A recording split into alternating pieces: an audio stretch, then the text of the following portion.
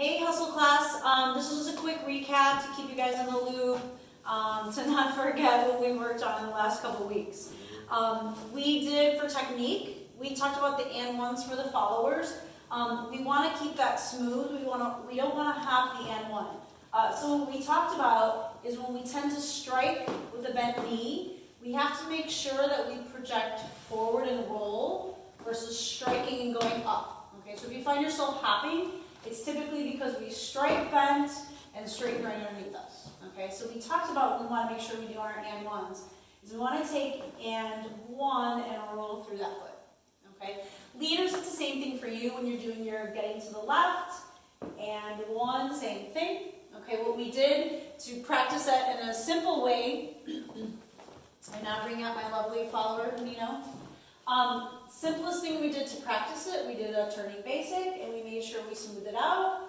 And 1, 2, 3, and 1, 2, 3, and 1, 2, 3. Okay. We also talked about, we practiced that in a New York walk. When we progressed, we made sure we took and 1 progressed, 2, 3, we progressed, we walked it in a circle to see how smooth we could keep the momentum, okay? Then we did what we call our circle struts. We talked about, I'm doing the leader's part, Nino's doing the follower's part.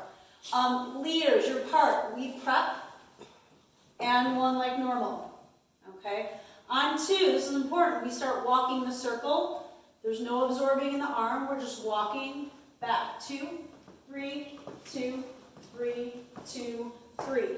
Then what we did is we prep slightly toward us on 2, 2, slightly away, 3. Now, the turn is still 2, 3, triangle. Leaders were doing a cross-body lead footwork. And then we went back to just doing a throw out. Okay? So all the way through, from the leader's perspective, we took and 1, 2, 3, 2, 3, 2, 3, 2, 3, and 1. Okay? Followers, for us, Nino's now going to lead me.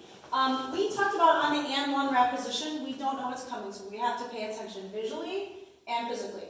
Okay? So we still wind up no matter what, and 1. Now because I've wound up, my release is still going to shape towards the leader.